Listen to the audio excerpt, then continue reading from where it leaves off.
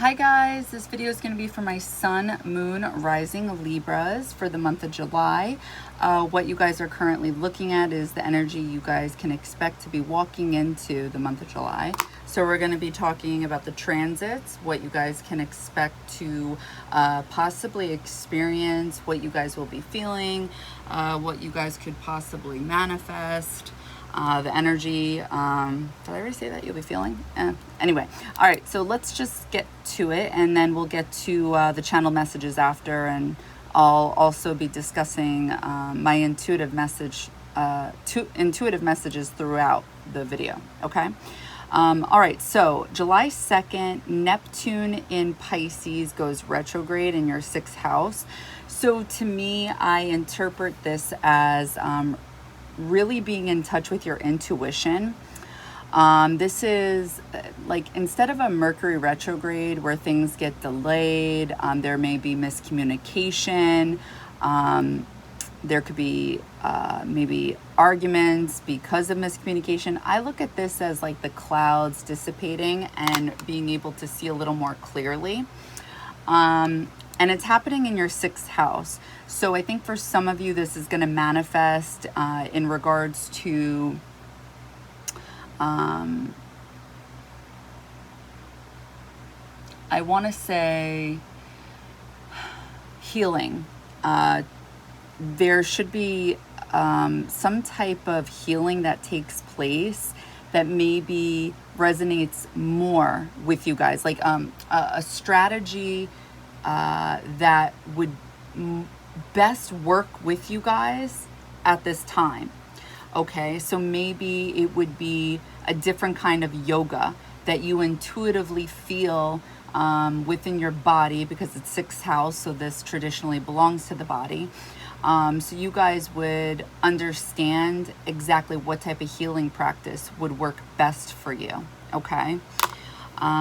Especially with Virgo being in your 12th house and the fact that this traditionally belongs in the 6th house and you guys have this reversed. I really do believe there's something to that, and you guys would be able to touch upon that at this time. The original ruler of Pisces is Jupiter, and this is happening in your 9th house in Gemini. So this is expanding your thoughts around 9th house things. And this could be about spirituality, which connects to how you guys are taking care of yourself. Are you guys taking care of yourself? And maybe it wouldn't be traditional like things like going to the gym, having that typical diet. Like maybe there's something more holistic that would work best for you guys, whatever it may be. Or maybe it's like going to the beach every day. Maybe that's something, you know what I mean? So, and whatever it is, I feel like because it is a retrograde, it may be something you've already thought of and you're revisiting at this time. That same day, Mercury in Cancer in your 10th house is trining Neptune in retrograde in your 6th house. So to me, this is talking about blessings because there's a trine.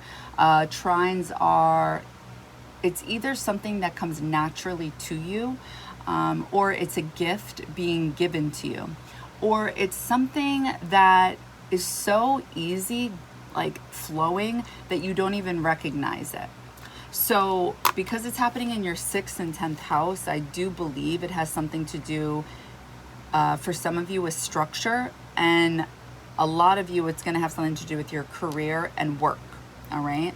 And I'm sorry, that's also what I meant to say. Another way that Neptune in retrograde in the 6th house is going to manifest for some of you is getting in touch with what type of work really resonates with you. Like really trying to get in touch with your dreams, with work. So for some of you, this may be something very artistic.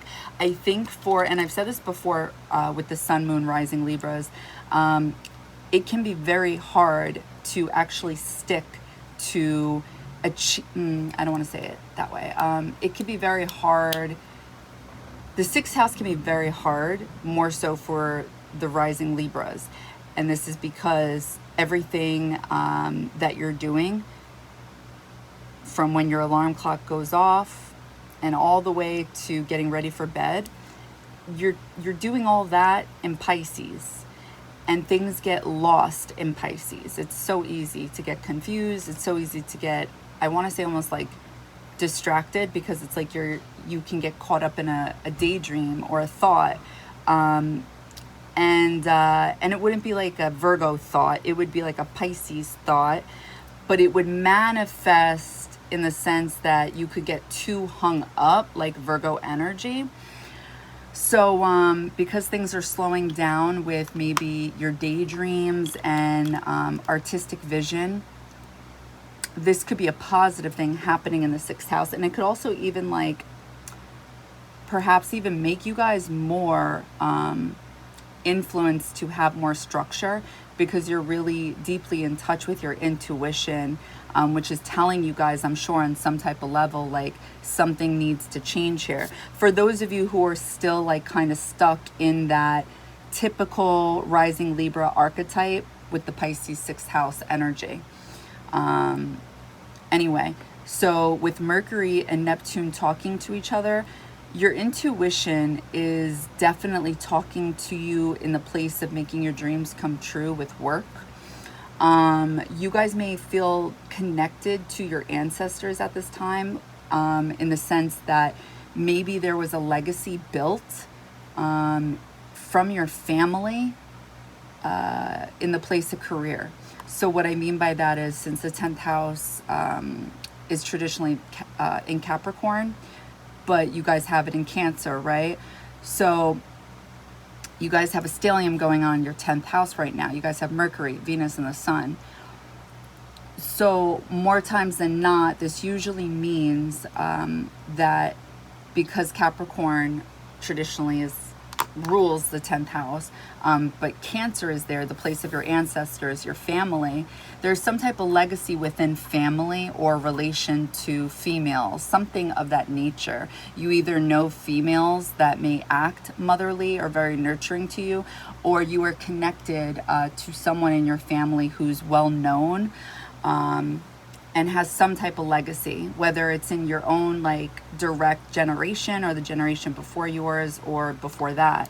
So your mind may be on trying to, because it's Neptune's in retrograde, trying to recapture that during this time, because we have something within this energy that's talking about the past, okay? Because Cancer energy is always, you know, committed really to the past, if you think about it.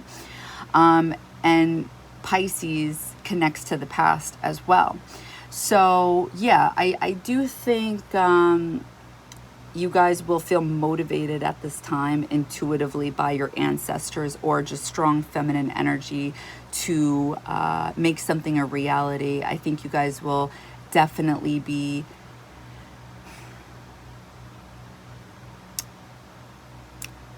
for those of you who want to create a business, I think some of you guys will try to start talking to family members to collaborate on making a business and investing in a business. And I think you guys could definitely do it. All right, so July 2nd, that same day, Mercury enters Leo. So Mercury is leaving your 10th house and it's entering your 11th house in Leo. What does this mean for you guys? So when Mercury is in Leo, in general, this is fire energy. It is, it's very passionate. It is creative. It's very childlike. And it's very easy to grab the room's attention, okay? Like, who doesn't love Leo? At the same time, you know, we may have our issues with the Leo energy, the Leo archetype. It depends where Leo is at in their soul's evolution, right? There's always the Leo we love, and there's always the Leo we're not so fond of. But that goes for every zodiac sign, right?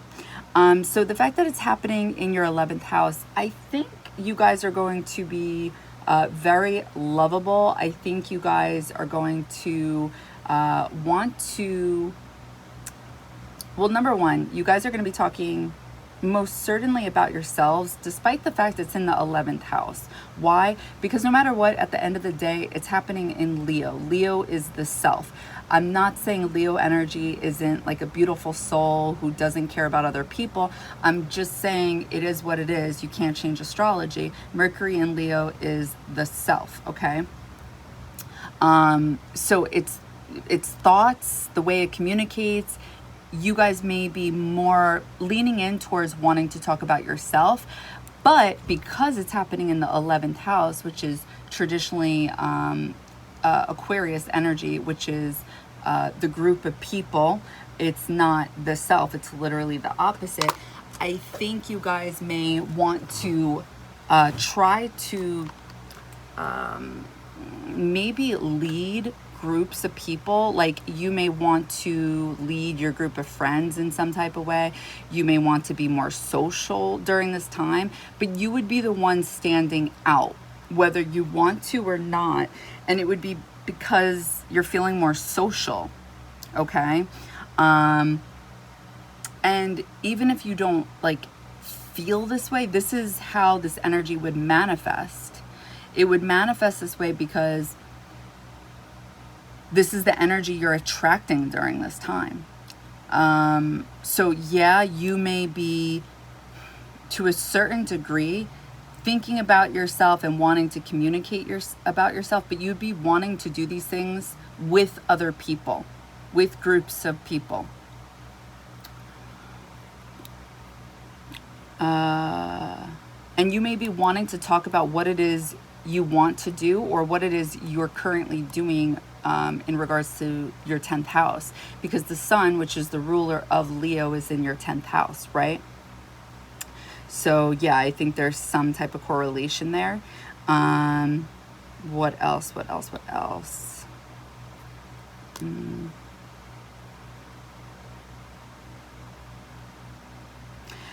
You guys may be talking about traveling with groups of people at this time. You guys may be traveling with groups of people. That's definitely possible because Mercury rules your 12th house and your 9th house, and you guys have Jupiter in your 9th house, which traditionally belongs literally to your 9th house, right?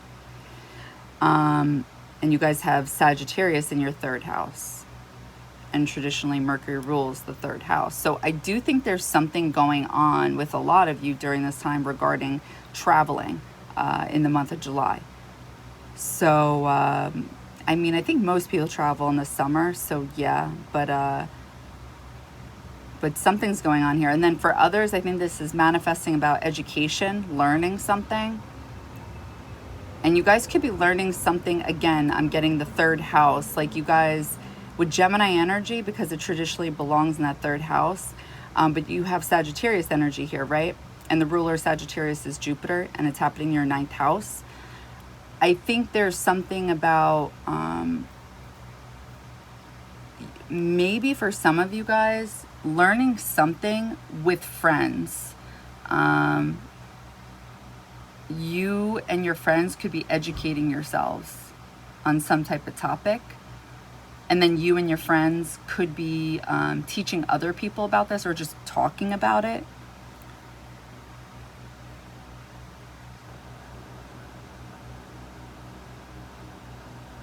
Yeah. Okay. So that same day, July 2nd, Venus in Cancer in your 10th house is trining Saturn in Pisces.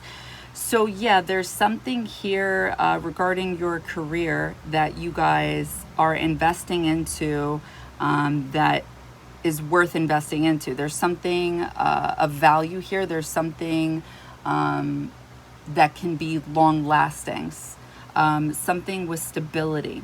The reason I'm saying all these things is with Venus and Saturn, when they're talking to each other in a positive way, you basically have something, you have an investment going on and you have time. And there is this awareness of knowing that time is needed in order to get your investment back.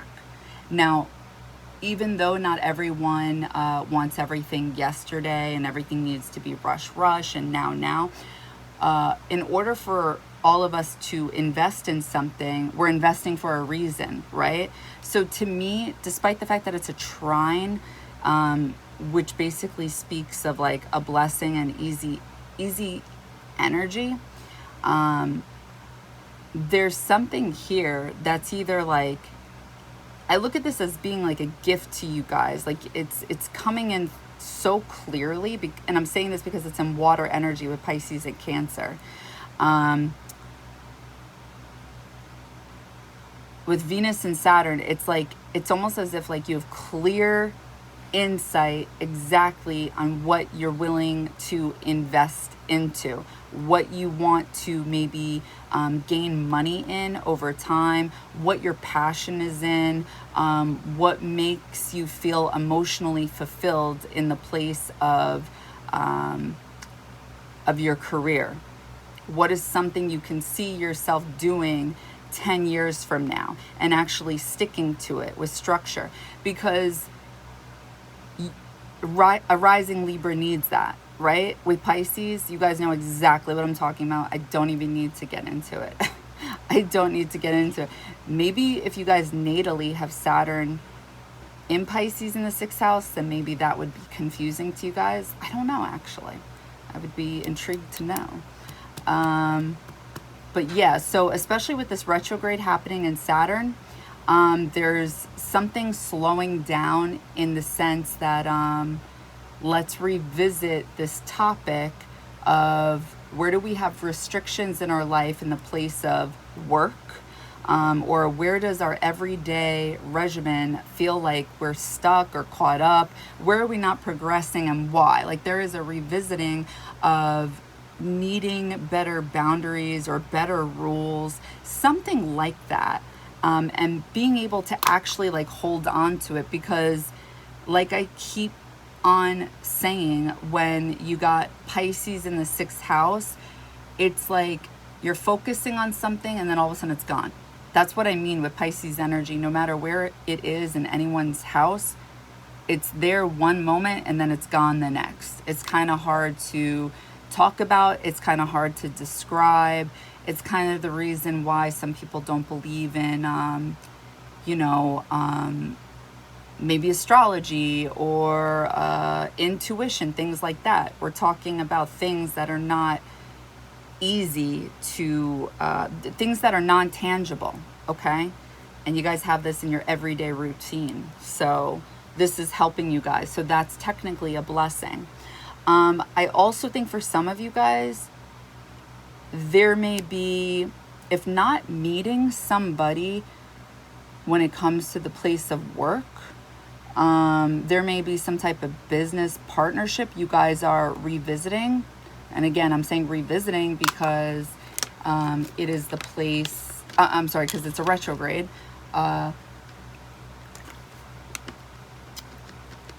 And, even though it's a 6th and 10th house, I don't necessarily think it's always going to play out that way with every single rising Libra.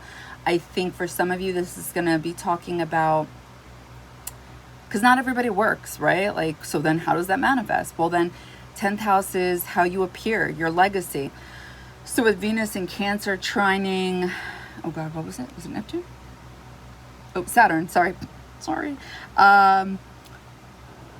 You guys would appear, okay, all right. So during this time, there's something slowly building up for you guys with your, I don't want to call it legacy. I feel like I hate using that word, but how you guys appear is changing slowly. And because it's happening slowly, it's like, it's very natural and it's not overnight. So therefore it won't be like, what the hell happened to that person?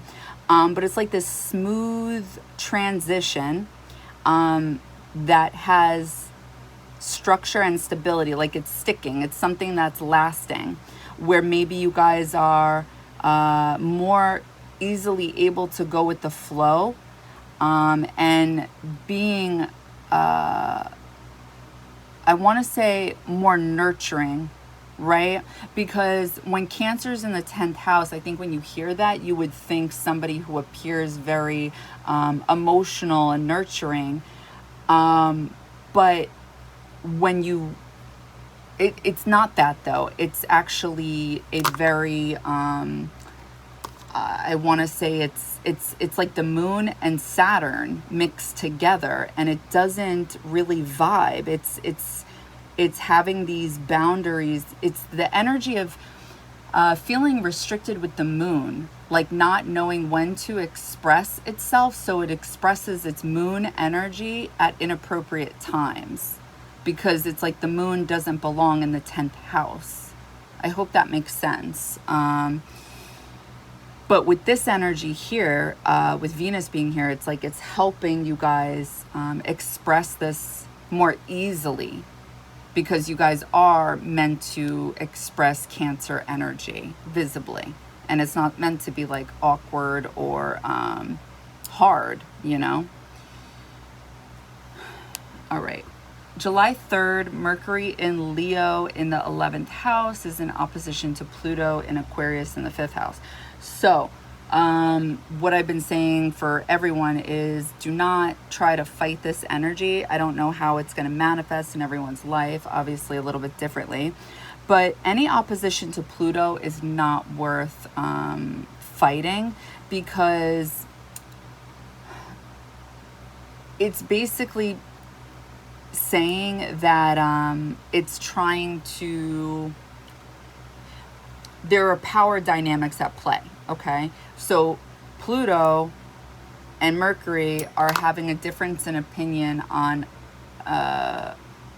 somebody's thought, whatever somebody said, and the other person wants them to the other person wants them to view their opinion the way they view it. I'm saying it weird, I don't know why, but anyway, so. And obviously that wouldn't be fair, right? Because then that's trying to control somebody to see something the way they see it. So yeah, so oppositions work better when they come together.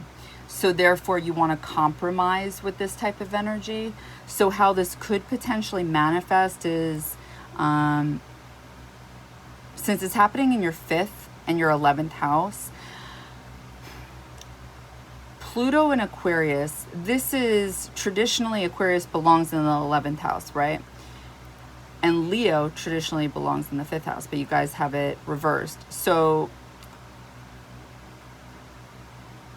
you guys either are, it could be vice versa, but you guys either will have your own opinions on something that you're doing, and you'll be convinced that this is the right way, or it could be an opinion about your own life because again, it's in Leo, or it could be something you feel strongly about that you guys are doing on a creative level. It could be something you guys are doing publicly. It could be something about children. You guys could be planning to have children. You guys could be dating somebody. You guys could be dating, talking to several different people on the internet, because Mercury is in the 11th house. 11th house is the internet. And it's happening in Leo. Leo energy is very popular. But because the sun, the ruler of Leo, is in the 10th house, I think you guys are going to have an opinion about whatever it is you guys are doing in your 10th house. So there's something, I think there's something you guys are shining. You guys are shining at the place of work, or you guys are being seen in some type of way. And if it's none of those things, I would just say you're feeling very, maybe you're feeling confident about the things you feel, because there's very strong intuition. There's very strong intuition happening here. So I think you guys are in touch with, there's something happening with Pallas Athena being in retrograde and Scorpio in your 2nd house, which is talking about your wallet, the things you guys value, the things you guys own. And having Saturn and Neptune, which talks about manifesting energy, and having them both in retrograde in your 6th house in Pisces. And then you guys had the stellium going on in Cancer in your 10th house. You guys are definitely talking about yourselves and what it is you're doing at work, or what you want to do. And if you're not talking about it, you guys are definitely thinking about it. But for some reason, this brings power struggles with either the people you guys are dating,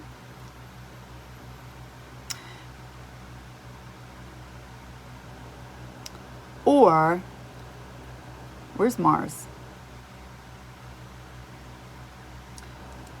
Where's Scorpio? Hold on one second. So, Scorpio, Palace Athenia, strategy, second house, value, things you guys own, your money.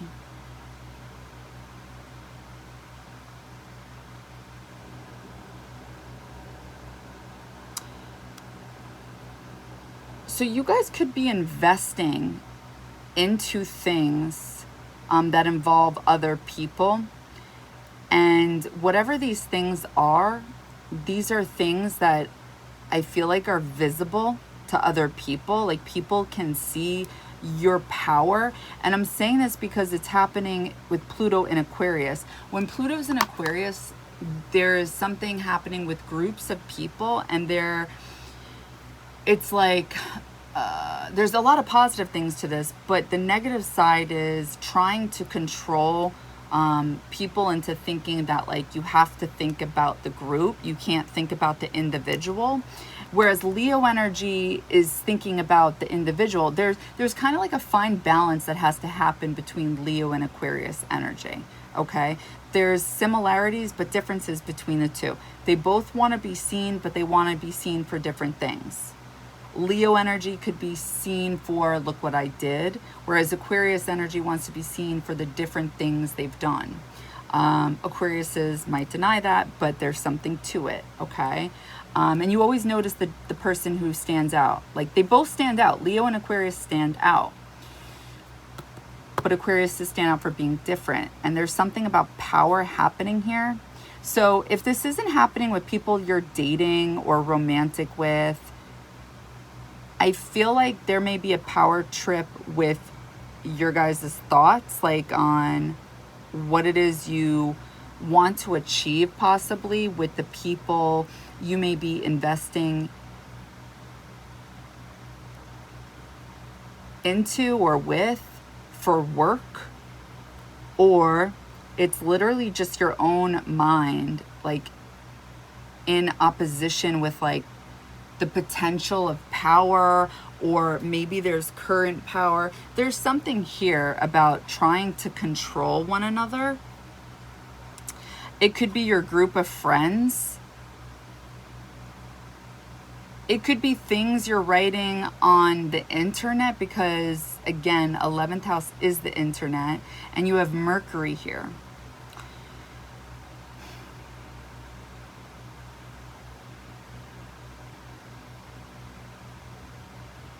So I'm spending too much time on this, so I'll stop. But yeah, anyway, the transit basically speaks of getting to convince somebody that your way is the best way. So somehow that's going to manifest with you guys, with a group of people.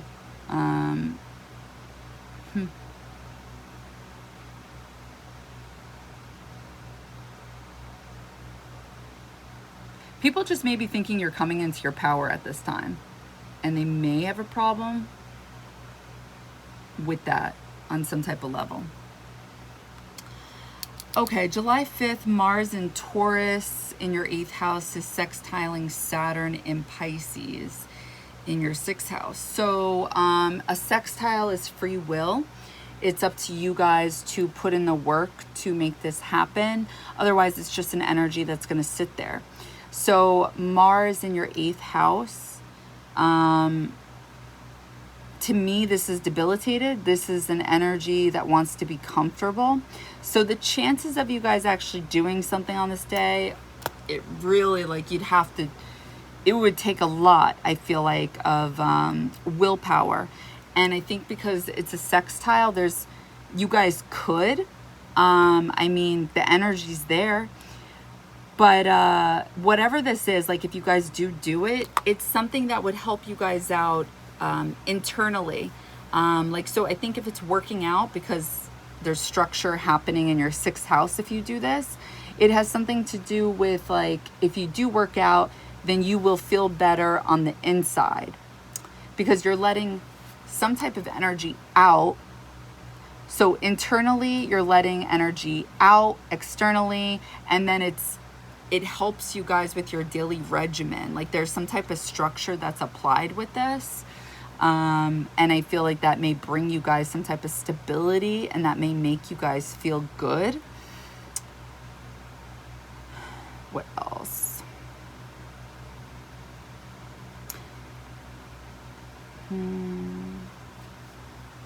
Where is Aries? 7th house. Sorry, ignore me. Node, 7th house.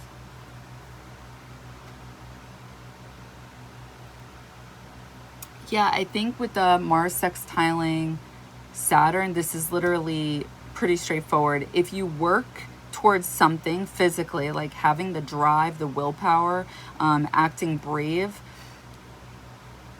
towards something that is work related, like, and if it's not work, then it's something that feels like work. And again, it could be exercise, it could be cleaning the house that day, something that is considered to be of discipline and takes you a little bit out of your comfort zone. That same day, we have a new moon in Cancer, and it's happening in your 10th house. So what does this mean? There will be something new happening for you guys when it comes to Cancer-like things. So either you guys, for some of you guys, you may be investing in a business with either your mother or another female. You guys may be new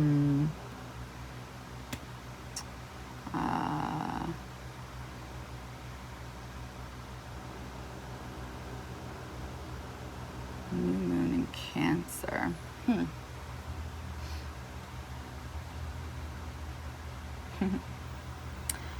For some of you, this could be potentially a new job. Let's see, Venus rules Taurus and it rules Libra.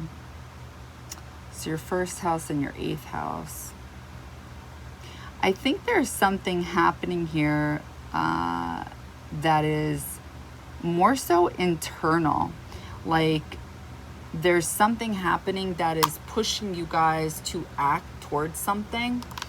So let's see what this could be about. The sun is in the 10th house. It rules Leo. We have Mercury here in the 11th. So there's something about you guys either communicating, social networking, or being very social and active with friends, possibly traveling to friends, traveling somewhere.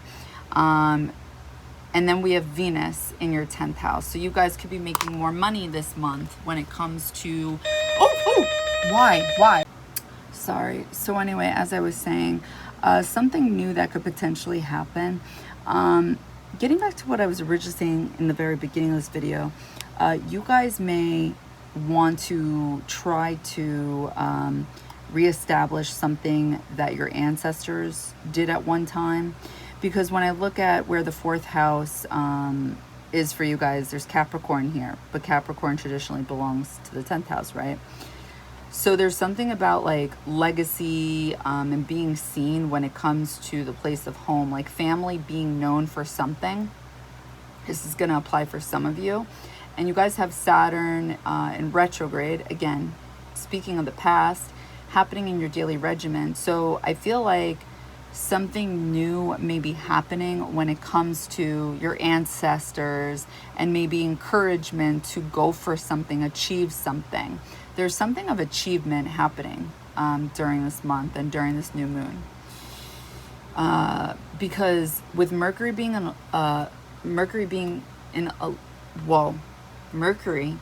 Leo in the 11th house is talking about like Leo-like things, like standing out, shining. And you guys may be traveling for this. You guys may be traveling for property. You guys may be investing in property, especially because there's something going on with your 12th and your 9th house. Like I'm seeing it with these other transits. So, and Pluto, now that I'm thinking it over again, like Pluto, like being magnetic, being powerful with the group of people. And it's because you guys are standing out for something.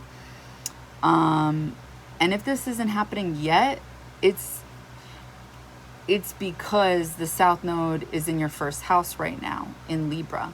So everything, it's like you guys may be feeling something coming, and this is because it's like building up to that moment. And you guys are like revisiting something to this effect, because you guys have your North Node in Aries right now. You guys are really like with that dragon head, like going very fast towards something you want to achieve for yourself. Okay, with Mars being the ruler of Aries in that 8th house, this is your internal world. So it's like you're very fueled to do this, and you may be more motivated to do it because of Chiron talking to your North Node. So Chiron is that inner wound, and it's in Aries for everyone. So there's something about feeling at some point like lack of self-confidence, due to some type of either childhood moment, because it's in Aries, and Aries is literally the baby, or because it's happening in your 7th house, you guys could lack in confidence due to relationships, relationships that were very, Aries-like. So maybe because Aries energy is looked at as either like argumentative, or it could be looked at as no, we'll just leave it there. It's fine. Whatever. I don't care. So you guys could have lost, or like it felt like you guys lost your momentum, your beat, whatever. So it's like you guys are really driven during this time to achieve some type of success for yourself. And then also what I'm seeing is definitely, for sure, this is talking about a family for a lot of you guys. For some of you, this is manifesting about building a business with family, creating some type of legacy. So for those of you who don't come from a legacy, it's like you guys are building a legacy for the first time. And you guys are driven to do this with your partner.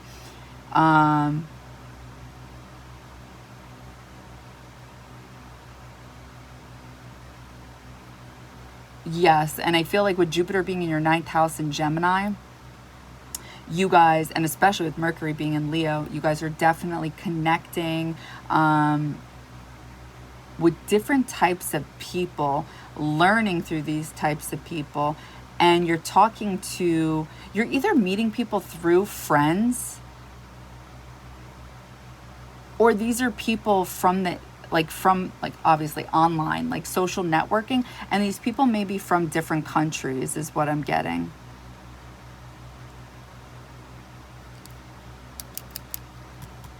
Okay. July 8th, Venus in Cancer, and your 10th house is sextiling Uranus in Taurus. So Venus in your 10th house, Uranus and Taurus in the 8th house. I personally don't like this energy, because I don't like when Venus and Uranus are talking to each other, because it's like it's a shakeup. It's something unexpected when it comes to either your money or romance, okay? And it's happening literally in your 10th house, your place of career, and also 8th house can talk about money when it's an investment with somebody else. So, I mean, it is a sextile, which means you have to do something.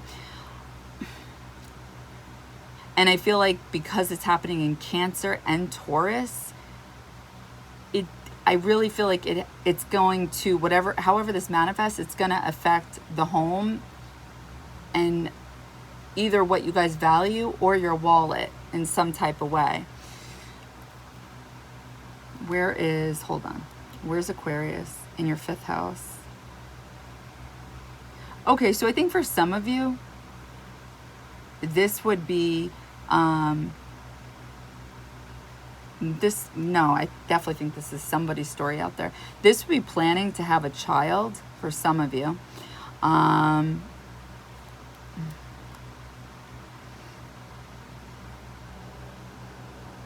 Yeah, definitely. Getting more, like trying to get more serious about finances.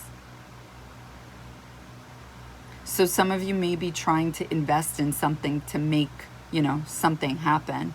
But I feel like it's a gamble.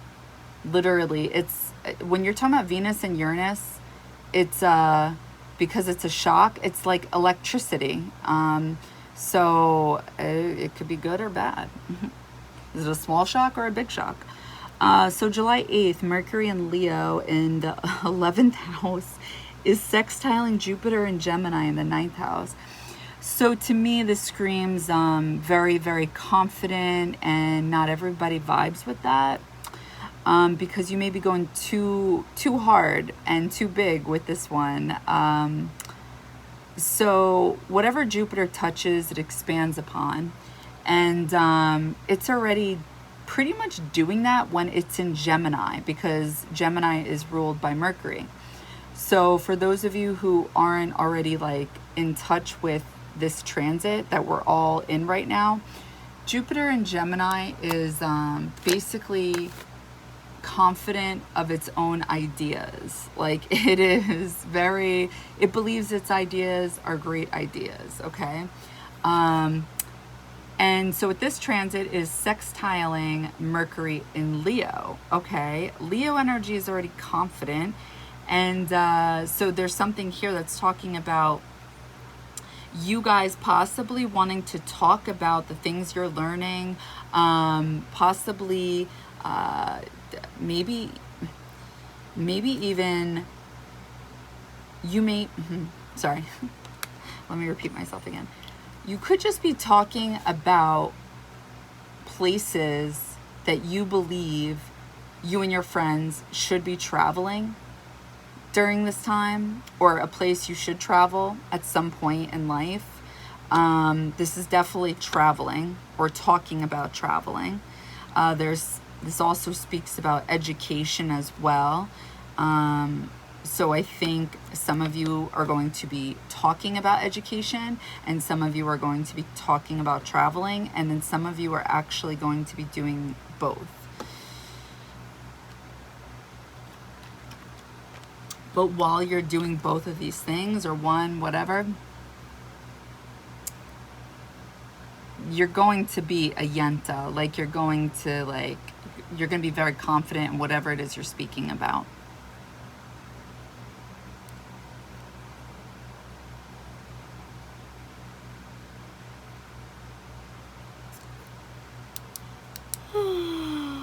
Excuse me, July 9th, Pallas goes direct in Scorpio. So Pallas Athena, it has gone direct in your second house. So there's a strategy that's going on in your second house, your place, the house of your wallet, the things you own, the things you value. So when I try to figure out, well, what is the strategy like connected to? What do you guys need a strategy for in the month of July? I'm going to look at Mercury, because Mercury is your thoughts. What are you guys thinking about during this month, and why would you need a strategy? So your thoughts are going to be on Leo-like things, but also 11th house things. So, okay. With Venus and Cancer and Saturn, yeah, I think there is a good chance you guys are definitely investing, possibly with somebody you guys are in a serious, okay, for some of you who are in a serious committed relationship, there are shared resources, and for some of you guys, there's some type of strategy maybe to get people to invest with you. There's something going on here with Scorpio energy and money for sure. And what I mean by that is to get other people to invest in you guys. This also makes sense to me with Pluto being in Aquarius, because Pluto rules Scorpio. And then Mars is the original ruler of Scorpio, and it's in the 8th house. And this is speaking of investments. So, and Taurus originally rules that 2nd house. There's definitely something here. With Venus ruling Taurus and this being your 10th house, yeah, definitely. There is a strategy here. How do we get people to invest in us? For sure. Oh, shit.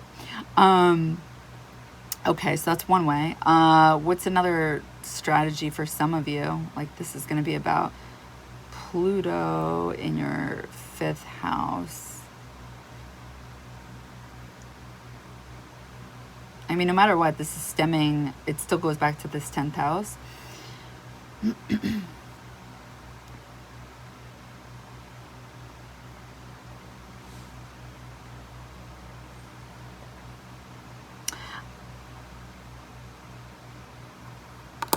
I think for some of you, this is also speaking about how you can make money communicating with other people from far distance on the internet. Like making sales on the internet from places that are not close to you. They would be far distance, okay? Like you'd have to travel to get to these places. And it wouldn't be like a 10-minute ride. No, this would be far distance. With Mercury, okay, with Mercury and Leo now, okay, hold on.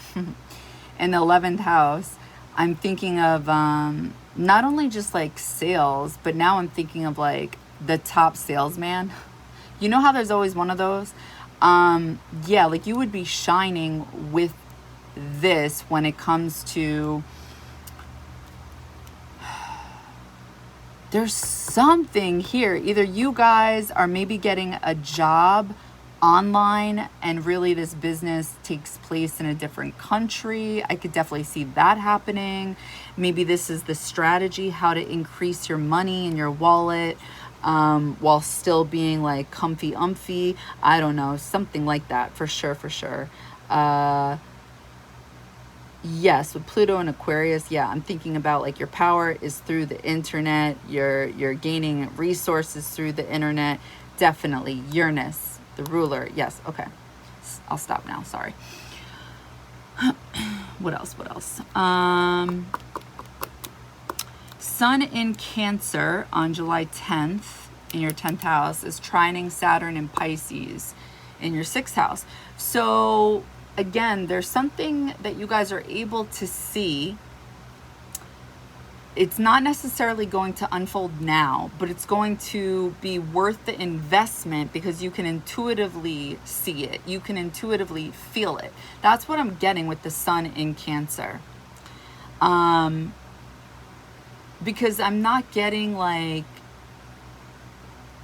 something that is tangible. I'm getting something you are very much emotionally in touch with, but it's not like emotions. No. It is clear insight. It is clear intuition talking to you. And it's talking to your, it's talking to structure. It's talking to stability. There are boundaries in place and you're able to hold on to it and you're able to grasp onto this. So yeah, and it's connecting to your 6th house and your 10th house. So it's definitely talking about work. And so the next transit on July 11th, Venus in Cancer in the 10th house, trining Neptune in Pisces in your 6th house. It's definitely connecting to a dream, like a literal dream you guys have in the place of your career. I was going to say your home. I guess that could be possible with Cancer. It's definitely plausible. But I'm getting a very dreamy idea that is very real. And I do think for some of you guys, this is definitely talking about finding love or being intuitively in touch with love. And the reason I'm saying that is because Venus and Neptune, these are two of the highest like octaves when it comes to like unconditional love, spiritual love. So yeah, I don't think it's like, oh, be careful, the water's deep, but where's the bottom of the ocean? Like, no, I don't think it's that. I think it's like clear insight. So I'm just getting like divine love, clear insight.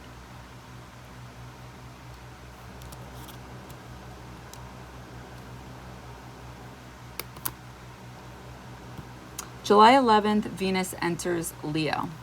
So Venus is leaving your 10th house and it's entering your 11th house. What do I think this means? So the 11th house can be looked at as your deepest dreams and desires. Why does everybody call me? Why does everybody do something when I'm recording every time? I cannot. I can't.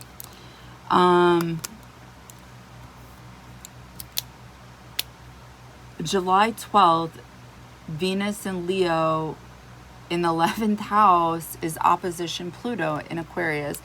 So, anyway, sorry, I didn't finish my train of thought. So Venus in Leo in the 11th house, what do I think? I would say be careful with your money, because Venus being in a fire sign, I think you guys could possibly spend too much money. That's what Venus and fire signs tend to do. It's also happening in your 11th house, and you guys already have Mercury here. So I do think for some of you, this is talking about spending money, spending some type of investment, either on the computer, well, obviously like on your phone. So online shopping, but also, again, investment with career, possibly property, possibly traveling. What else? For some of you, I think this would talk about paying for some type of inner healing, some type of healing, what would I call that? I don't know. Something to do with what you believe would help you guys maybe heal. The reason I'm saying that is because Venus rules Taurus, Venus rules Libra. You guys currently have the South Node in Libra in your first house, and you guys have Mars and Uranus in your 8th house. This is in your internal world. So if you look at your first house, the body, and then like your physical world, and then your internal world, it looks like there's like warfare going on. Like it's just uncomfortable. It's complex. And then if I look at, well, what does Mercury rule? Because I do believe that there's something to this when I do it this way. Mercury rules Virgo and it rules Gemini. So that's your 12th and your 9th house. So I feel like something regarding spirituality is kind of like getting lost, and you want to like connect to that, especially with Jupiter being in your 9th house in Gemini. And since Mercury and Venus are in Leo, there's something about wanting to invest money in yourselves, maybe educating yourself on yourself, like what do I need during this time, and realizing that you could be learning this through friends could notice that you need some you time, you've been doing too much work, or whatever it is you're doing. Because when the South Node is in your first house, usually like random things happen to your body. I feel like you're just not feeling as energetic as you normally would. There's just something off, I feel like. And when Mars is in your 8th house, I guess if you're not used to it, you are lazy. You are your own worst enemy. You're literally so mean to yourself. And with Uranus being in the 8th house, it's like you're having these sudden revelations, like realizing things, like getting insight. But it would be, I want to say spiritual insight. So because it's ruled by Venus. So there's something positive happening here. So yeah, that's my thought on that. So July 12th, as I was saying, Venus in Leo is in opposition to Pluto in Aquarius. So Pluto opposing Venus is, again, this is talking about power trips. This is talking about power dynamics, possibly manipulation. trying to control the other, trying to get somebody to do something they don't want to do. So there may be, when I feel like Venus is in the 11th house in general, there's something about this energy that is very freedom oriented, where it is very logical, and that's how it expresses its love with its friends, but also in romance as well. Like, it doesn't understand water energy too well, in my experience. And of course, apply common sense. It depends what else is going on in somebody's chart. But when Venus is in Leo in the 11th house, I think there's probably more of, I don't want to say like, I don't want to say a selfish energy, but there's more of like, I'm doing me. I'm going to hang out with my friends. I'm going to do what I want because this is what I need, you know? So as long as that's balanced, and I think this energy meets Pluto halfway, there could be a real positive transformation happening when it comes to the 11th and 5th house things. And I'm saying that because when Pluto is in opposition to any planet, it's for a reason. Pluto is trying to show us something that's shadowy. And whether it's an aspect of ourselves that needs to change, or maybe it's an aspect of Pluto that needs to change, it really depends. But I think here the advice would be to meet this energy halfway. So again, this could be talking about having a difference of opinion when it comes to, are we going to have children right now? Whoever you're dating may have a difference of opinion with what you're doing on the internet, or how you hang out with your friends, what you spend your money on. Like, there may be power dynamic trip up, something like that. So, and it's like the advice would be to just compromise and understand people are different, and not try to like say you're wrong, you know, because it's not gonna work. July 15th, Mars in Taurus in the 8th house is conjunct Uranus in Taurus. No go for me. I would say, especially because it's happening in your 8th house, these two energies are fast moving, so I feel like you could potentially be accident prone on this day.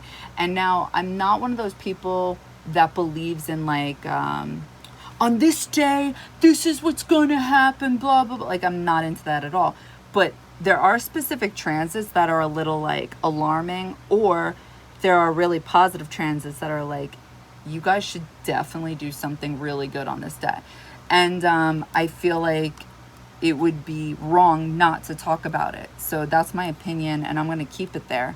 So the fact that these two are happening in the 8th house, this is your internal world, but it's also happening behind your back. So it's going to manifest either behind your back or internally. So I feel like you guys, yeah, I guess there could be a positive way where maybe all of a sudden you get the gusto to do something. What don't people get? Like, literally, I swear, I can't. Okay, so that could be Uranus and Mars right there. Just something unexpected pissing you off. It could be an argument because something unexpectedly pisses you off. What else? You just want your freedom. You want people, you know, to leave you alone because you're doing your own thing. What else?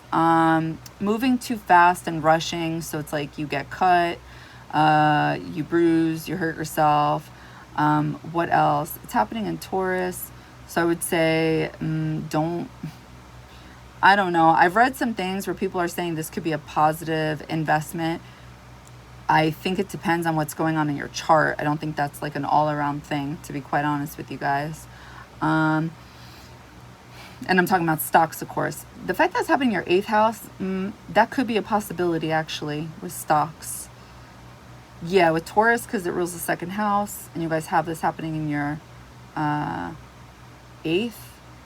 I have to look into this. I have to channel this. Because now I'm curious. Okay. So yeah, just be wary that people may act up on this day out of nowhere. Kind of like what you just witnessed. So anyway, oh, and where would this take place? Aquarius. Uranus rules Aquarius, the 5th house. Aries rules this.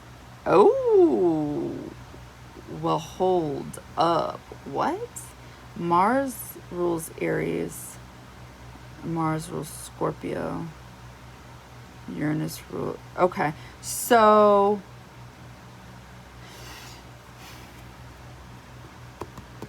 around this time, I think for some of you, where's Venus? The 11th house. There could be some, Taurus is the throat chakra. There could be some type of, I do want to say argument, and it would be around, it would involve like either somebody you guys are dating, or it has something to do with, I feel like pissing people off with 5th house matters on the internet. Like you guys could piss people off with the things you say on the internet, through your throat chakra, like, and by being independent. So saying whatever it is you want to say. Because I'm picking up on Scorpio and Leo energy, with Venus and Mercury being in the 11th house, the internet. So you could be talking very passionately. You could just be saying whatever it is you want. Your strategy would be connected to Mercury and Leo. So there's something going on here.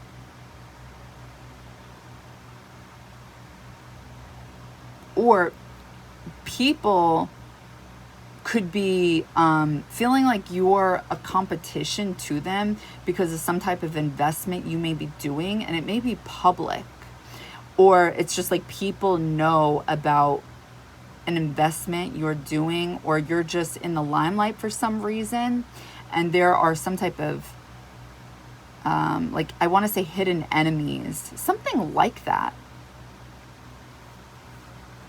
July 18th, Sun in Cancer in your 10th house, sextiling Uranus and Taurus in your 8th. So with the Sun and Uranus, these are two loud energies because the Sun rules Leo and Uranus rules Aquarius, right? So we're kind of back at that for the group and then for yourself energy.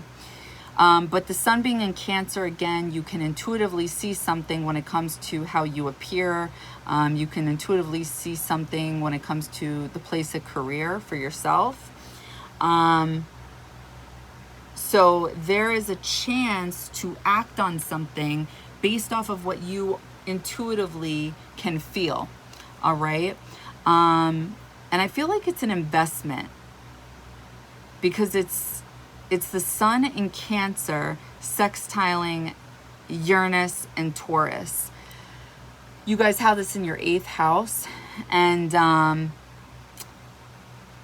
there's a shakeup, I feel like, when it comes to either an investment you're making or your wallet, something you guys value. So it's either you have a chance to act on something that emotionally fulfills you. July 20th, Mars in Taurus in your 8th house is sextiling Neptune and Pisces. So Mars in Taurus in your 8th house sextiles Neptune and Pisces. So to me, this is speaking about being motivated to act on your dreams. I've said this before. Me and my friend, we have this synastry where she is Mars and I'm Neptune. And they're conjunct. It's not a sextile, but they're conjunct. Anytime I'm with her, I feel literally motivated to physically act on the things I've been procrastinating. And I always do. And I feel so much better because I did something that gets me that much closer to, you know, whatever it is I'm trying to do when it comes to my career.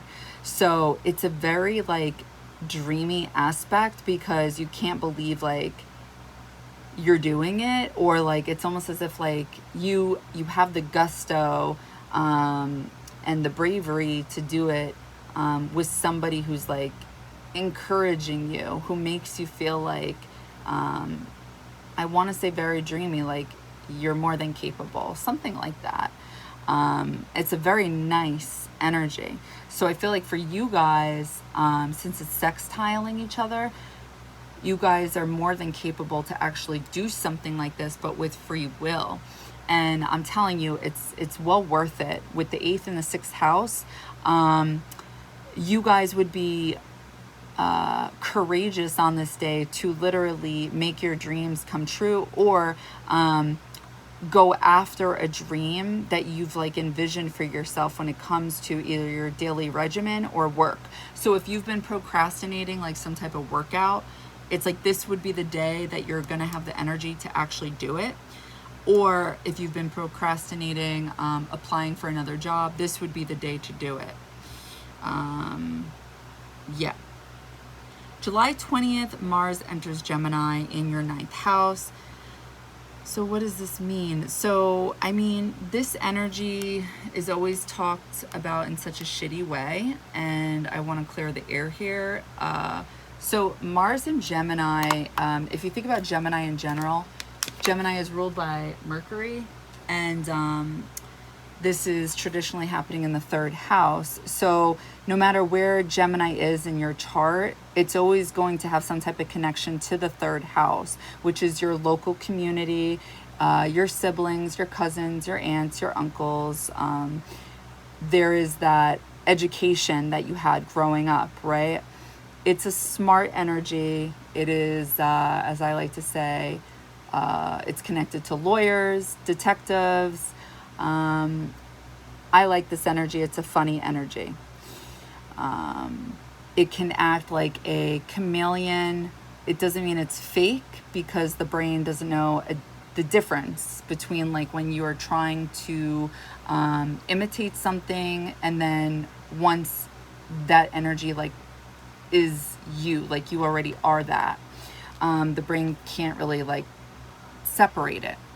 So my point to saying all that is that you guys have Gemini in the 9th house. So it's the opposite of Sagittarius. Like they're literally on the same axis traditionally, except vice versa, right? So when Mars is here, what is Mars? Mars is bravery. It is being courageous. It is passionate. It is fast moving energy. It is argumentative. It is competitive. It fights for what it believes in, right? So if it's happening in Gemini, we can look at this as, I would say, a few different things. Number one, how you move around in the world, because Mars is action, would be through words, through learning, because it's talking. It's always curious to learn more. And that's also a big reason why people either don't like Gemini or they don't like strong Gemini placements, because most people don't understand why are you so curious, or why do you want to know? And they don't actually get this energy, that it's not for any other reason than to learn. Like it just genuinely wants to learn. So Mars is moving around through talking, meeting random people, but through usually friends of friends. And if it's not friends of friends, then because it's happening in your 9th house, you're literally meeting different people, like different ethnicities, different people than you, like of different culture. So that's how you're moving around. Now, the negative aspects of this would be argumenting in a Gemini way, which is basically like cutting people with their words, okay? So they can be very cold when it comes to their words. Like the shit that comes out of their mouth is despicable. But, you know, usually they're saying the things they say, like it's not it's not coming from out of nowhere. I have to back it up when I'm sorry. Every situation's different though, I'm sure. So the fact that it's happening in your 9th house, yes, you'll be meeting different people, moving around, basically gaining information, like getting help through different people, and then possibly arguing with different kinds of people through your words, okay? But again, you have to remember that this is taking on 3rd house energy. So this is also applying to people you know, okay? So you may also experience arguing with your 3rd house people, whoever that may be. So whether this is while traveling with them or just arguing with them, okay? So that is how it may manifest for you guys. Yeah. So July 21st, there is a full moon in Capricorn, and this is happening in your 4th house. So to me, full moons, I know everyone's like, what's going to be illuminated? What's going to be illuminated? Yeah, I think something will be partially illuminated. I can't remember a time where something was fully illuminated during a full moon. I know certain things have been partially illuminated, but I cannot remember one damn time. And then there's been some full moons, a lot of full moons actually, where I'm like, yeah, what the hell? You know, because I'm convinced these things do not always happen on the specific dates that they say it will, and that's because it definitely doesn't happen. So the reason I think something partially is being illuminated is because when you're looking at the full moon, you're not really looking at the moon, right? You're looking at the moon's reflection. So I think that makes sense why something partially would be illuminated. And I think the fun part is that, like, when is the rest going to be illuminated? Yeah, for sure. I think there's a story always unfolding, and I love that part to astrology. So anyway, full moon, Capricorn. What will be illuminated for you guys? It's definitely going to involve 4th house things that are connected to how you guys either appear at work or how you guys are bringing work home. It could involve how you guys either don't have enough boundaries or there's too many boundaries. Because Saturn is in retrograde in your 6th house in Pisces, there's something here that connects to this full moon in Capricorn in your 4th house that you guys are going to potentially be able to visibly see or get in touch with during this time.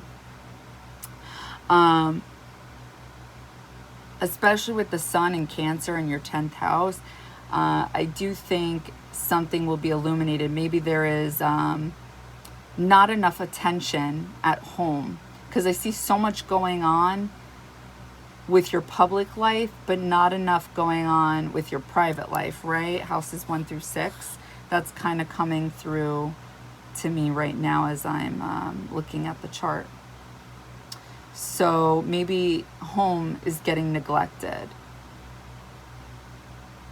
Yeah, because Virgo is in your 12th house, right?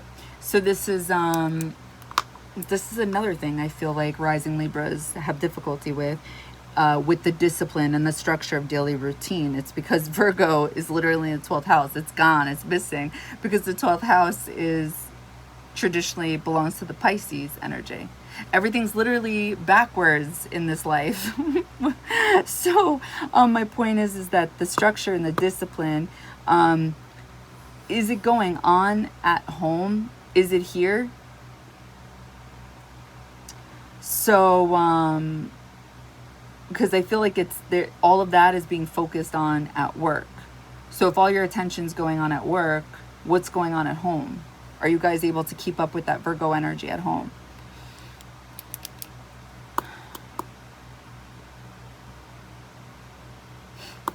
Okay. July 21st, Venus in Leo in your 11th house is sextiling Jupiter in Gemini in your 9th house. So again, it's a sextile, so you have to put in work, you have to put in energy to get this. But Jupiter would be talking to Venus. So whatever Jupiter touches, it expands upon, right? So I would say tread lightly with this one because Venus is in Leo, so this is fire. This is a Venus energy that is in fire, which means like don't hurt this energy, don't burn this energy. And Jupiter tends to move too quickly, and it's in Gemini. So Gemini energy already moves too quickly in general. And it's already in 9th house, which traditionally belongs to Sagittarius energy. So the 11th house and the 9th house are talking to each other in a positive way. There's something about, it's like you guys are either like in love with your group of friends and you're really socializing during this time and you're just expanding upon, you know, maybe just traveling. Maybe you guys are learning something new. All the things I said before, because there's a few things talking to Jupiter this month in your 9th house. So this is just like, I feel like a higher state of mind, like a higher consciousness for you guys with the way it's talking to Jupiter. You guys are definitely feeling confident. I can tell you that. You guys are definitely feeling confident with how you're speaking. But with this one, I think how it can also manifest potentially, yeah, I think some of you guys are dating or talking to someone online who doesn't live close to you. I feel like that could be it as well. You got with Venus and Mercury, yeah, I think so.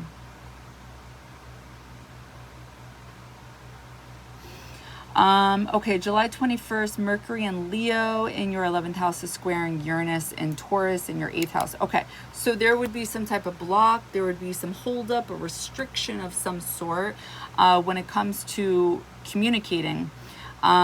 It could be online, it could be with your group of friends.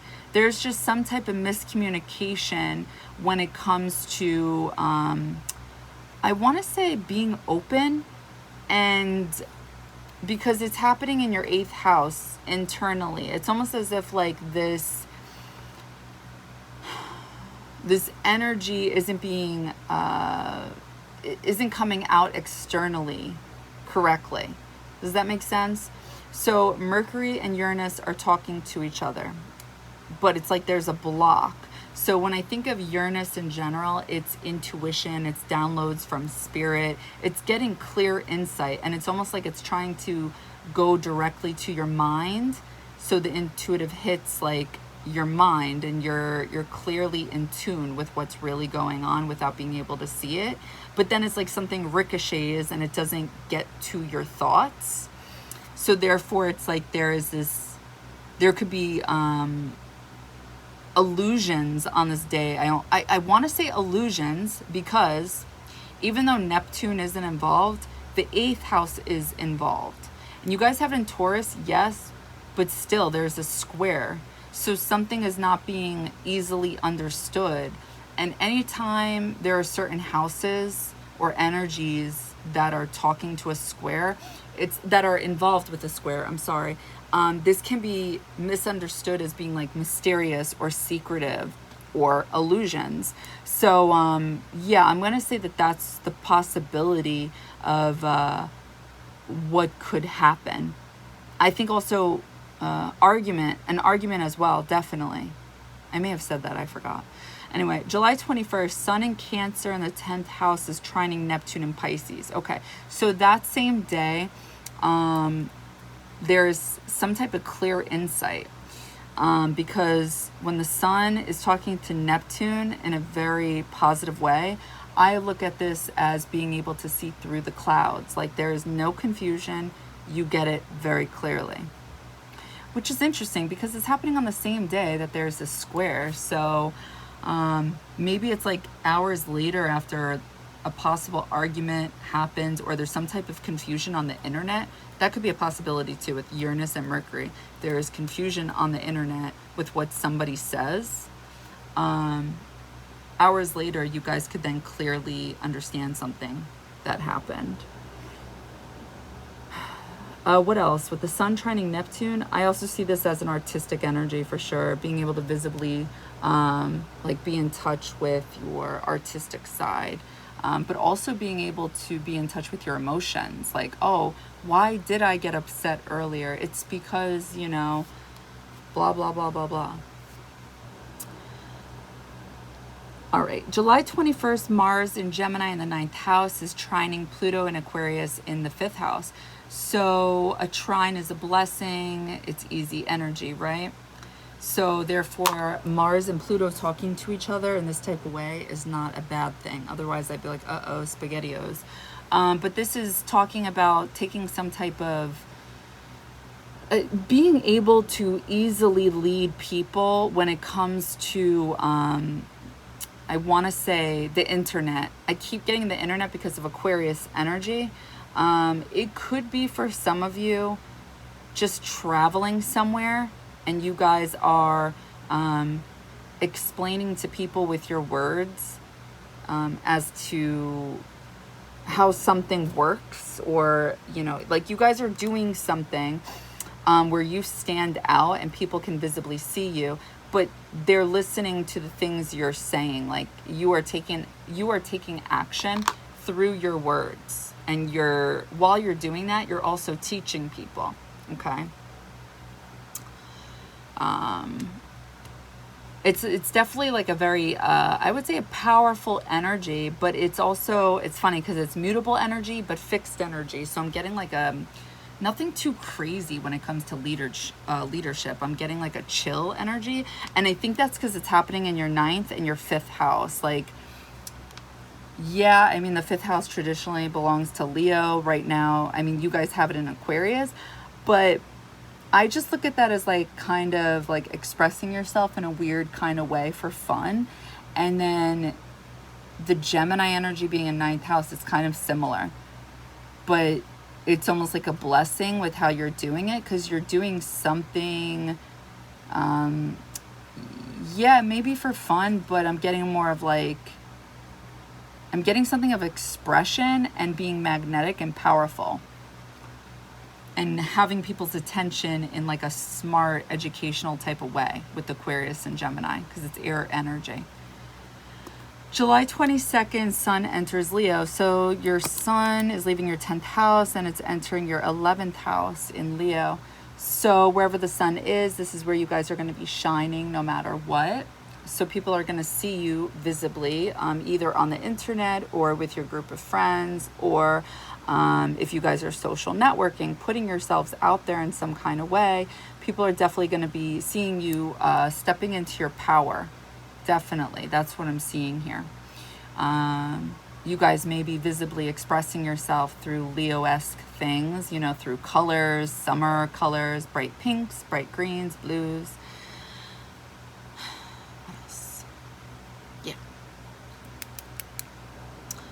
July 22nd, Sun in Leo, opposition Pluto in Aquarius. Again, do not fight this energy. Just meet Pluto halfway. Sun meets Pluto halfway.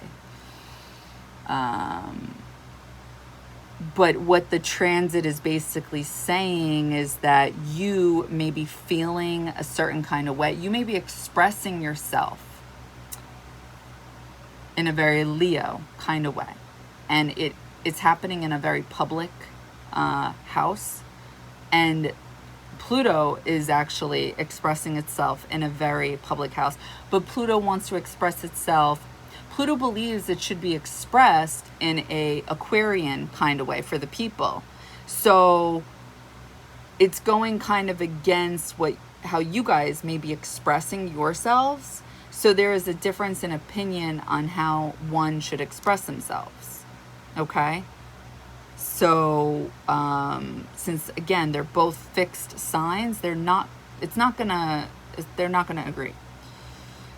July 25th, Mercury enters Virgo. So Mercury is leaving your 11th house and is entering your 12th house in Virgo. This to me says a few different things. Some of you will be traveling, like going, like literally maybe leaving the country. Some of you may just be traveling for work. Some of you will definitely be feeling, some of you may be traveling with friends during this time. Some of you will be more judgy, a little analytical, critical.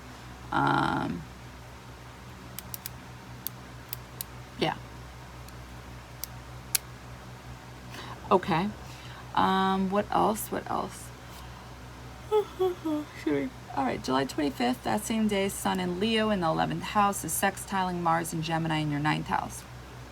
So it's a sextile, but it's a very confident energy with the Sun and Mars, because you got Leo energy and Aries energy.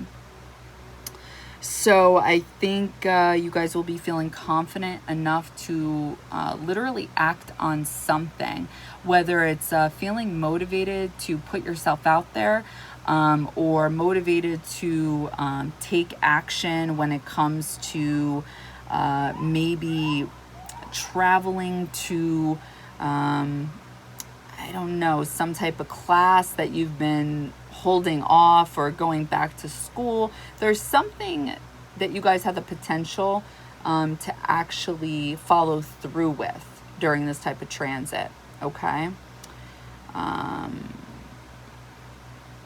Yeah.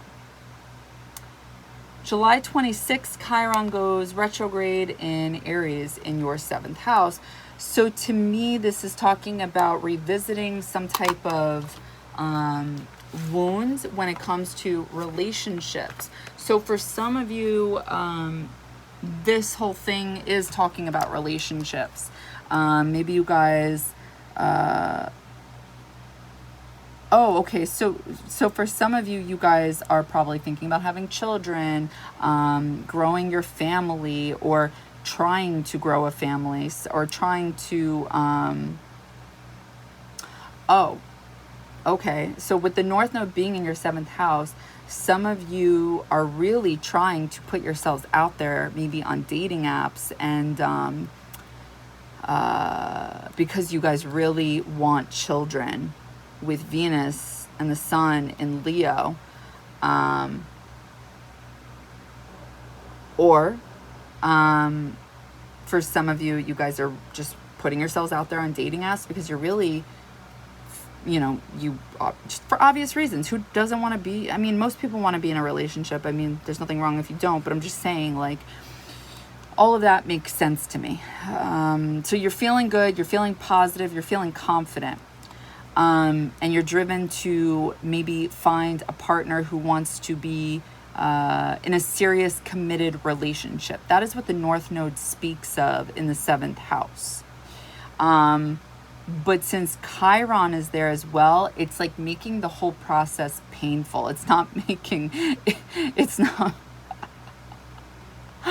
not making it easy, right? So, and I'm not laughing at you guys. Like, I'm just like, it's just so fucking fucked how it's, I mean, no, I get it. The whole point with the universe and the lessons, and, why would it be easy? That would be dumb. But, I just feel like everything's in front of us, like, as to how this, for the most part, how it works. And it's funny in its own fucked up way. So anyway, Chiron. So your pain is revisiting you guys. You guys probably have been feeling confident for a while now, I would think, since Chiron's been direct for a while. But with it going back now, in retrograde, I would think that some old pains are revisiting when it comes to either your confidence, or like revisiting old situations with maybe people who are very either dominating or argumentative. There could be some type of revisit when it comes to childhood pain with argumentative masculine energy. That could be a thing as well, because now that I'm looking at it with Saturn in Pisces and Mercury in the 12th house, yeah, you're okay, yes. Oh my god, the South Node in the 12th house, oh no. Okay, sorry. Because the masculine So Saturn rules, just follow me here. This is all Carl Jung's psychology, whether you want to hear it or not. Maybe you already know and you accept what it is. But Saturn rules the father and the grandfather, right? And it's in retrograde. So we are revisiting something of the past, Pisces, 12th house. And our minds will be on the past 12th house. And we may be really like hyper, like overthinking, because this is Virgo energy. It's what Virgo energy does. It's just like, oh my God, it just doesn't stop thinking. So all of a sudden now, Chiron goes retrograde in the 7th house of serious committed relationships. So there's something connecting here when it comes to the masculine, because Aries is a masculine energy, right? So what are we rethinking? Well, what else talks about the past? The South Node. South Node is in Libra. Libra traditionally belongs to that 7th house. So there's something about relationships that you guys are revisiting, and somehow it connects for some of you about the father, okay? And how this may, how somehow, like, I feel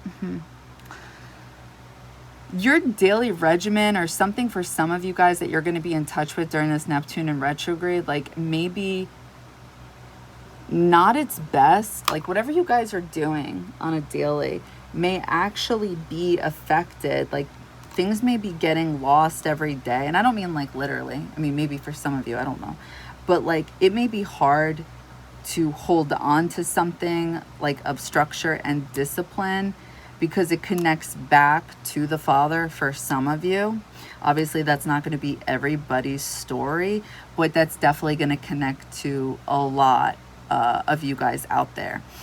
And I think for some of you, your thoughts are going to be hyper-focused on this. Like, they're going to be hyper-focused on 12th house things. So, yeah. Like, where does your pain come from, I think, with men is what I'm getting. This can also be for some of you who are trying to have children. The Chiron being in Aries would be children. And the South Node being in your first house, the body. I think some of you may be experiencing pain during this time with maybe having children, especially with Pluto in the 5th house. There's something transformative happening, especially with Uranus and Mars being in that 8th house internally. What's happening inside?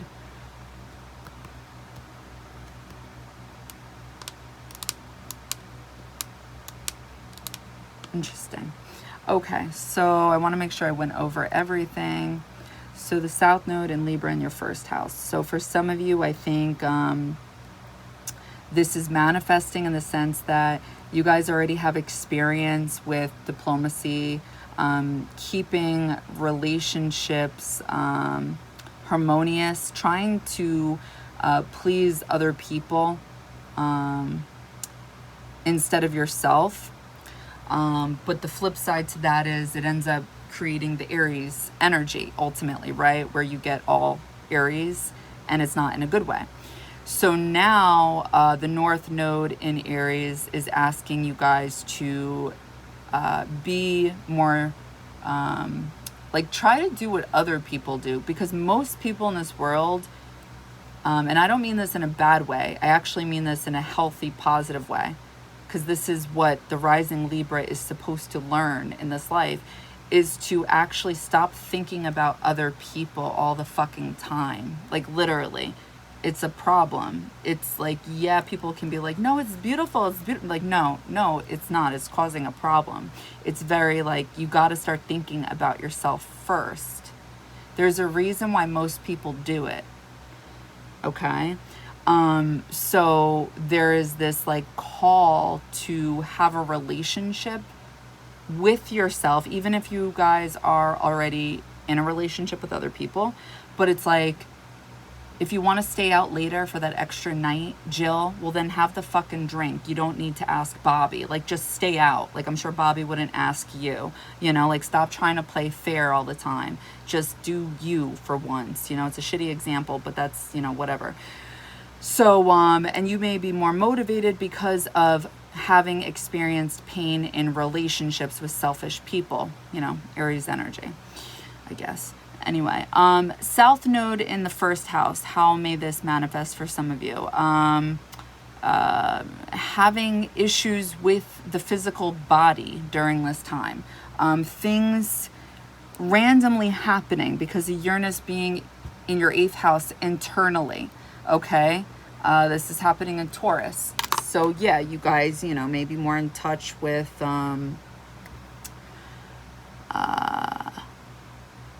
just things that are happening in your body. I want to say with Taurus, it's probably more so connected with the throat chakra. So things around that area. And whatever else you guys have natally in Taurus in your 8th house. But yeah, with the South Node, I would say things are just slowing down for you guys physically. I would say you guys probably aren't feeling Venus. What else? Okay, Scorpio, 2nd house, Pallas Athena, a strategy. There's a strategy in place on how to make more money. Scorpio energy is connected to money, very much so. It's very, very important with this energy. So I think you guys are creating some type of thought. Like, I'm sorry, you guys are really trying to wheel and deal your thoughts with how can I make more money? If this isn't your thought, if you guys are not experiencing this at all, then I would say you're really thinking about what it is you value during this time. What has meaning to you?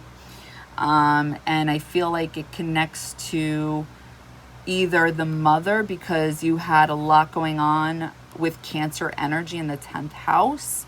And there probably being boundaries and restrictions here because there's something going on between opposite energies with home being Capricorn and the 10th house being Cancer.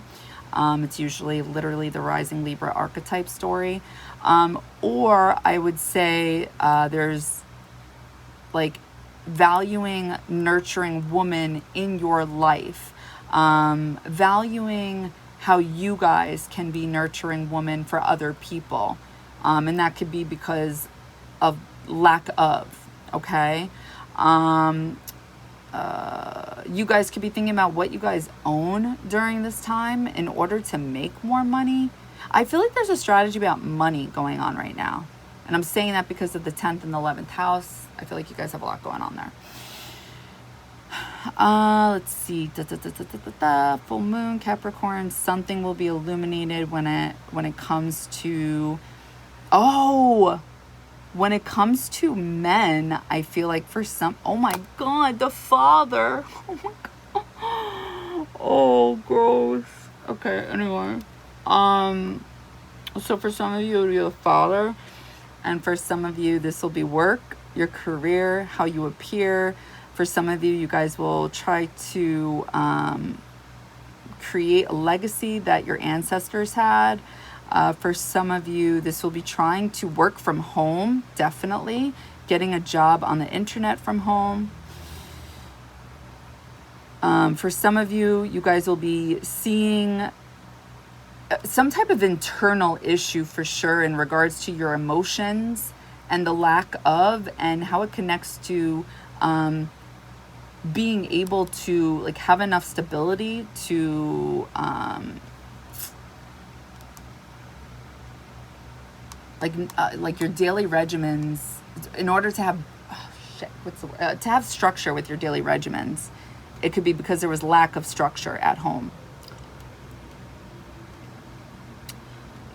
Let's see, Pluto in Aquarius in the 5th house.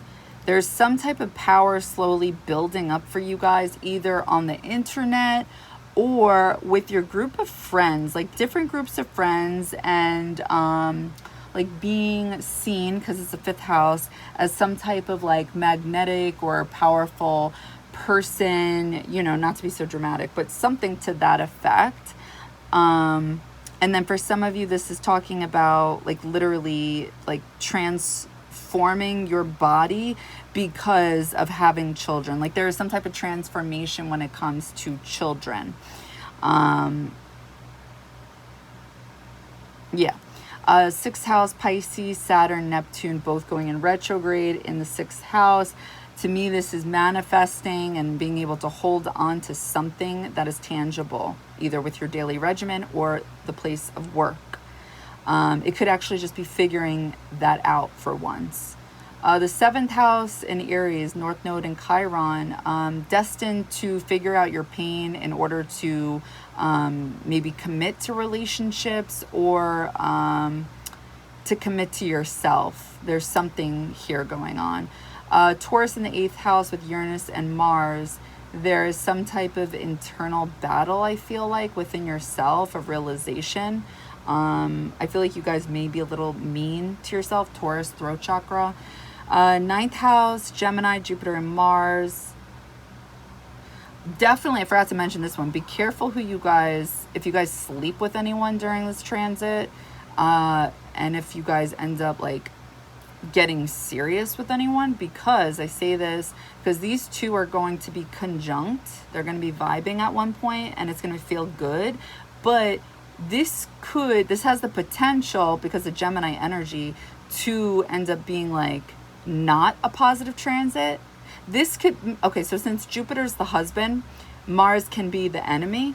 So my point is here, children, if you listen up, don't marry the fucking enemy, okay? So be careful for those of you who are dating. Then we had got a stellium going on in the 10th house in Cancer.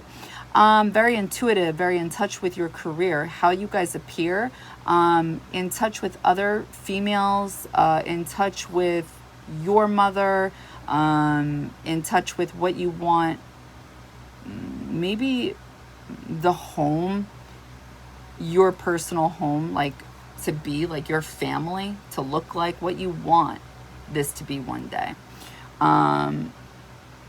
Yeah. 11th house, Leo, Mercury, Venus, Sun. You guys will be standing out either online or with your group of friends. You guys will definitely be popular this month. 12th house, Virgo, Mercury. Ooh, a little overthinking. Definitely overthinking. Could be thinking too much about work. You guys will definitely be too judgy, a little too analytical and critical. That's what I got for you. So let's get to the channel messages.